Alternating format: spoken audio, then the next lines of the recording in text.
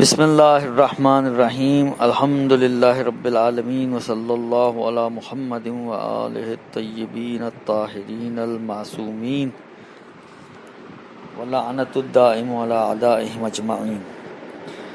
یہ دروس round table دینیات class کے لیکچرز کے حوالے سے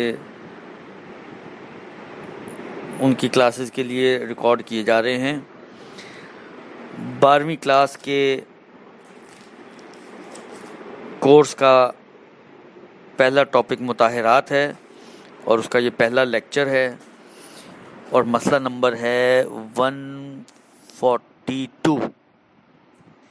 لیکن اس مسئلے کو جو مطہرات سے ریلیٹڈ ہے، فہرست ہے، اس کو بیان کرنے سے پہلے میں ایک چھوٹا سا خاکہ آپ دوستان کی خدمت میں عرض کرنا چاہتا ہوں کہ جو ذہن میں ہو تو اچھی بات ہے، اور وہ یہ ہے کہ دیکھیں پروردگار عالم نے اس دنیا میں تمام چیزوں کو پاک خلق کیا ہے، اور اسی بنا پر ہم ہر چیز کو شک کی صورت میں پاک مانتے ہیں، اس لیے کہ وہ اپنی خلقت کے اعتبار سے پاک ہی ہے۔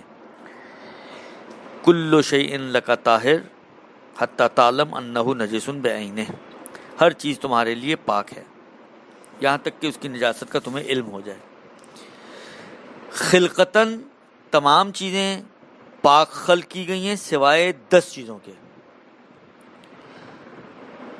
صرف 10 چیزیں ایسی ہیں کہ جن کو پروردگار عالم نے نجس خلق کیا ہے، یعنی جو اپنی خلقت کے اعتبار سے نجس ہیں، جیسے پیشاب ہے، پاخانہ ہے، منی ہے، خون ہے، کتا ہے، سور ہے۔ جو نجاسات نجس العین آپ پڑھتے ہیں وہ 10 کے 10 نجس العین وہ ہیں کہ جو ذاتی طور پر ہی نجس ہیں، ان کو نجس العین سے تعبیر کیا جاتا ہے۔ بس ان 10 یا 11 10 چیزوں کو جو نجس العین ہیں چھوڑ دیا جائے تو ان 10 چیزوں کے علاوہ باقی ساری چیزیں پاک ہیں۔ البتہ یہ چیزیں جو پاک ہیں ہو سکتا ہے کہ یہ عارضی طور پر نجس ہو جائیں، یعنی نجاست ان کے اوپر عارض ہو جائے، یہ ہو سکتا ہے۔ تو اس وقت جب نجس ہوتی ہیں، یعنی پاک چیز اگر کبھی نجس ہوتی ہے تو اس کو متنجس سے تعبیر کیا جاتا ہے، یعنی اس نے نجاست کو اپنے اندر لیا ہے، پہلے سے نجس نہیں تھی۔ اور بس ہمارے پاس 2 طرح کی نجاستیں ہوں گی، ایک نجس العین جو ذاتی طور پر ہی نجس ہوتی ہیں، اور ان کے مقابل میں متنجس کہ جو چیزیں ذاتی طور پہ تو پاک ہوتی ہیں لیکن عارضی طور پر ان کے اوپر نجاست آ جاتی ہے اور وہ نجس بن جاتی ہیں۔ جیسے ہمارا ہاتھ پاک ہے، خون لگ گیا نجس ہو گیا تو ہمارا ہاتھ کہلائے گا متنجس، خون کہلائے گا نجس العین، ہاتھ کہلائے گا جو اس خون لگنے سے نجس ہوا ہے اس کو کہیں گے متنجس۔ اب یہ جو نجاستیں ہیں، نجاستیں 2 طرح کی ہو گئیں، یا نجس العین یا متنجس۔ یہ جو نجاستیں ہیں، آیا یہ نجس چیزیں پاک ہو سکتی ہیں؟ تو ایک چیز اپنے ذہن میں رکھیں کہ جو نجس العین والے ٹائٹلز اور عناوین ہیں، جب تک وہ ٹائٹل اور عنوان کسی چیز پر آ رہا ہو تو اس ٹائٹل اور عنوان کے ہوتے ہوئے وہ نجس العین چیز کبھی بھی پاک نہیں ہو سکتی۔ خون رہتے ہوئے کبھی بھی پاک نہیں ہو سکتا، نجس اگر ہے خون بھی کہلائے اور پاک ہو جائے یہ نہیں ہو سکتا۔ پیشاب ہوتے ہوئے کبھی بھی پاک نہیں ہو سکتا۔ منی کہلائے کہ یہ منی ہی ہے اور پاک ہو جائے یہ نہیں ہو سکتا۔ کتا کہلائے کہ یہ کتا ہی ہے اور پاک ہو جائے نہیں ہو سکتا۔ سور کہلائے کہ یہ سور ہی ہے اور پاک ہو جائے نہیں ہو سکتا۔ شراب کہلائے کہ یہ شراب ہے اور پاک ہو جائے یہ نہیں ہو سکتا۔ ہاں، اگر ان کے اندر تبدیلی آ جائے اور یہ اپنی ماہیت کو تبدیل کر کے، یعنی اپنی ذات کو تبدیل کر کے کوئی پاک چیز والی شکل اختیار کر لیں جسے استحالہ کہا جاتا ہے، یا انتقال ہو جائے ان کے اندر، منتقل ہو جائیں ایک پاک چیز سے نجس چیز سے پاک چیز کی طرف، جیسے شراب سرکہ بن جائے، تو یہ پاک ہو سکتے ہیں۔ اسی طرح مسلمان مثلا ہو جائے کافر، تو کافر مسلمان ہونے کے بعد، کافر ہی کہلائے، نجس ہے، لیکن یہ کافر اگر مسلمان ہو جائے تو یہ پاک ہو جائے گا۔ تو یہ کپڑا میرا خون سے نجس ہو گیا، بعد میں آپ نے پانی سے دھو کر اس کو خون وون ہٹا کے پانی سے دھو لیا، جو طریقہ ہے، تو یہ پاک ہو جائے گا۔ بس نجس چیزیں، چاہے وہ نجس العین ہو چاہے وہ متنجس ہوں، ان کے پاک کرنے کا طریقہ موجود ہے۔ تو جس چیز سے وہ پاک ہوتے ہیں اس کو کہتے ہیں مطہر، یعنی پاک کرنے والی چیز۔ کافر اسلام سے پاک ہوتا ہے تو اسلام کہلائے گا مطہر۔ شراب سرکے میں منتقل ہو جائے اور منتقل ہو کر سرکہ بن جائے تو پاک ہوتی ہے، تو اس کو کہتے ہیں انتقال۔ انتقال کہلائے گا مطہر۔ کتا نمک بن جائے یعنی استحالہ ہو جائے اس میں، تو استحالہ کہلائے گا مطہر۔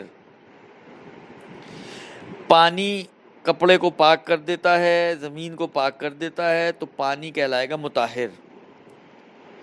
اور کلیکٹیولی ان کو ہم کہیں گے مطہرات، یعنی جمع کا صیغہ۔ بس مطہرات وہ چیزیں ہیں کہ جو پاک کرتی ہیں، پاک کرنے والی چیزوں کو مطہرات کہا جاتا ہے، جو آغا سیستانی کے اعتبار سے 12 ہیں۔ فہرستوار اگر ان کو دیکھا جائے تو پانی، زمین، سورج، استحالہ، انقلاب، انتقال، اسلام، طبعیت، عین نجاست کا زائل ہونا، نجاست خور حیوان کا استبراء، مسلمان کا غائب ہو جانا، اور ذبیحہ کے بدن سے خون کا نکل جانا۔ دیکھیں تفصیل تو ہم نے ان میں سے بعض کی پڑھنی ہے، لیکن میں تھوڑا تھوڑا ان کے بارے میں آپ کی خدمت میں عرض کر دوں تاکہ یہ چیزیں کیا ہیں آپ کے ذہن میں آ جائیں۔ پانی تو روشن ہے، پانی ہے جو آپ کے نلکوں میں آتا ہے، تو یہ تو پانی تو روشن ہے۔ زمین بھی روشن ہے، البتہ زمین اور سورج۔ اچھا ایک چیز اور میں عرض کر دوں، پانی کے علاوہ باقی جتنی بھی چیزیں ہیں ان کا دائرہ بہت محدود ہے، وہ محدود دائرے میں چیزوں کو پاک کرتی ہیں۔ زمین پاک کرتی ہے مگر خاص چیزوں کو، بعض چیزوں کو۔ آپ کا ہاتھ نجس ہو جائے، آپ زمین پہ رگڑا مار دیں ہاتھ کا، تو یہ پاک نہیں ہوگا۔ پیر کے تلوے کو پاک کر سکتی ہے زمین اپنی شرائط کے ساتھ۔ سورج بھی پاک کرتا ہے بعض چیزوں کو۔ آپ کا ہاتھ نجس ہو گیا، آپ نے سورج کے آگے رکھ دیا، آپ کا ہاتھ پاک نہیں ہوگا، لیکن گھر کی چھت پاک ہو سکتی ہے۔ استحالہ، انقلاب، یہ بھی بعض چیزوں کو پاک کرتے ہیں۔ انتقال، اسلام، یہ سب بعض چیزوں کو پاک کرتے ہیں۔ صرف پانی ایک واحد چیز ہے کہ جس کا دائرہ بہت وسیع ہے، جو تقریباً 8% چیزوں کو پاک کر دیتا ہے۔ کچھ شاید چیزیں ایسی ہوں کہ جو پانی سے پاک نہیں ہوتی، وَإِلَّا 98% شاید 95-8% چیزیں ہیں جو پانی سے پاک ہو سکتی ہیں۔ ایک تو یہ چیز۔ دوسرا یہ کہ ان سب چیزوں کے پاک کرنے کے لیے کچھ شرطیں ہیں کہ جو ان کے اپنے پرٹیکولر چیپٹرز کو جب بیان کرتے ہیں، یہ ٹاپکس کو جب بیان کرتے ہیں، اس میں بیان کی جاتی ہیں۔ زمین پاک کرنے کی مثلا فرض کریں 4-5 شرطیں ہیں، سورج سے پاک کرنے کی 3-4 شرطیں ہیں، وہ اپنے اپنے ٹاپک میں آتی ہیں، تو ہم ان کو نہیں چھیڑیں گے۔ لیکن استحالہ، انقلاب، انتقال، یہ بعض چیزیں ایسی ہیں کہ جن کو تھوڑا سا بیان کر دیں تو بہتر ہے۔ استحالے کا مطلب یہ ہے کہ ماہیت کی تبدیلی، ذات کی تبدیلی۔ کتا نمکزار میں گرا اور نمکزار میں پڑے خود نمک بن گیا، اب یہ کتا نہیں ہے، نمک ہے، یہ پاک ہو جائے گا۔ یا کیا کہتے ہیں، استحالے کی اور مثال دی جاتی ہے کہ اگر مثلا فرض کریں کہ ایک منٹ میں دیکھوں، اس میں استحالے کی ایک جو مشہور و معروف مثال دی جاتی ہے وہ یہی دی جاتی ہے، کتے کا نمکزار میں گر کر نمک بن جانا، یہ ایک بہت ہی مشہور و معروف فقہ میں مثال ہے جو عام طور پر استحالے کے لیے دی جاتی ہے. لیکن لکڑی کا راکھ بن جانا، لکڑی کو آپ نے جلایا اور وہ راکھ بن گئی، یہ بھی استحالہ ہے، تو اس سے بھی وہ پاک ہو جائے گی بالکل، یعنی وہ راکھ جو ہے وہ پاک کہلائے گی. درست، اس کو بھی استحالہ مانا گیا ہے.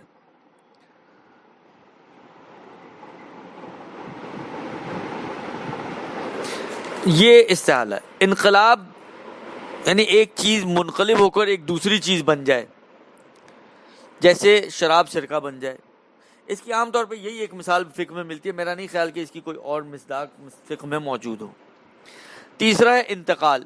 یہ انتقال وہ والا انتقال نہیں ہے کہ انسان انتقال کر گیا، نہیں. انتقال کا مطلب یہ ہے کہ اگر کوئی نجس چیز کسی پاک چیز کا حصہ بن جائے، جیسے فرض کریں کہ کسی کافر کا ہاتھ کاٹ کے کسی مسلمان کے ہاتھ کے ساتھ کی جگہ پہ لگا دیا جائے اور وہ پھر بعد میں مسلمان کا ہاتھ بن گیا، تو یہ پاک ہو جائے گا. یا یہ کہ انسان کا خون مچھر کے اندر منتقل ہو جائے تو یہ بھی پاک ہو جائے گا. اسی طرح سے اسلام یعنی کوئی کلمہ پڑھ لے. طبعیت یعنی ایک چیز کو آپ نے خود پاک کیا ہے لیکن دوسری چیز کو خود سے ڈائریکٹلی اس کو پاک نہیں کیا، لیکن پہلی چیز کے پاک ہونے کے نتیجے میں وہ دوسری چیز بھی خود بخود پاک ہو جائے گی. اس کی مشہور مثال جو دی جاتی ہے وہ یہ کہ جب میت کو نہلایا جاتا ہے تو اس کی شرمگاہ پہ ایک کپڑا رکھا جاتا ہے. جیسے ہی تیسرا غسل میت کا مکمل ہوگا تو میت کے پاک ہوتے ہی یہ کپڑا بھی خود بخود پاک ہو جائے گا، اس کو الگ سے پانی ڈال کر پاک کرنے کی ضرورت نہیں پڑے گی. اس کو کہتے ہیں طبعیت. مسلمان ایک کافر اسلام لے آئے تو اس نے تو اسلام لایا اس سے پاک ہو گیا، لیکن اس کا جو نابالغ بچہ ہے وہ بھی اس کی طبعیت میں اتباع میں وہ بھی پاک ہو جاتا ہے.